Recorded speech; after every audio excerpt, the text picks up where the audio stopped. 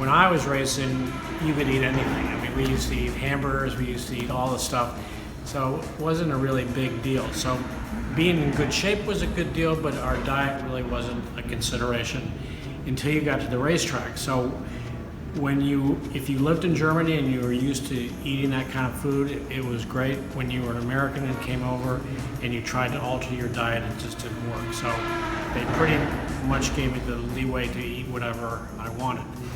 The hydration part of it really was quite an issue with me.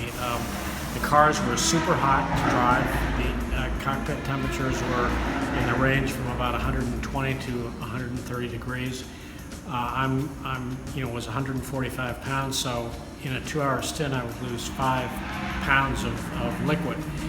And you simply cannot take 5 pounds of liquid back into your system. If you drank, 5 gallons or however much that is, it would just basically sit in your gut. When you got out of the car, your body had basically shut itself down and it was not able to absorb that liquid that you were taking in. So when I started doing an IV injection and took on 2 liters of fluid, and that really was a very efficient way to get back up to full steam in a really pretty short period of time. And when Porsche saw how quickly I recovered from that, they started to look more closely at that. Now it's kind of on the fringe of the rules right now, so you kind of have to be careful of what you do when you hydrate like that. But back in the 70s, 80s, and 90s when I was racing, I used to take my own doctor and do it myself. So it was good. It saved me. But when you get dehydrated in a race car, it takes a long time to get back up to the level where you're going to operate at 100%. So it was really super important.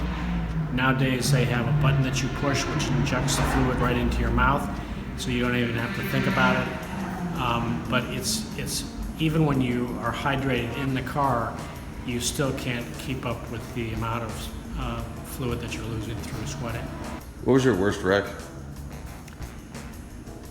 Well, I would say the wreck probably, the severity of the wreck wasn't too serious, but the angle that I went in broke my leg really badly, and from the knee all the way down to the ankle, and it was a concussion fracture, so it blew both the tibia and the fibia out, and it took a really long time to get that healed. And basically, if it hadn't been for Jaguar, which had a healing gearbox, you didn't have to use a clutch except to get in and out of the pits.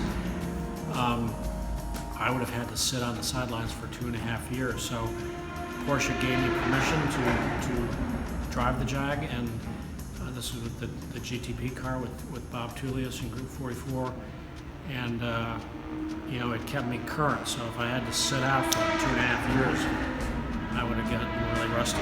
Where was that wreck that broke your at leg? Mosport. Okay. Turn 3 at Mosport, hit the embankment, and the angle that I went in, I had braced my leg on the dead pedal, and it was just a perfect lineup, and the concussion just broke, splintered all the bones in my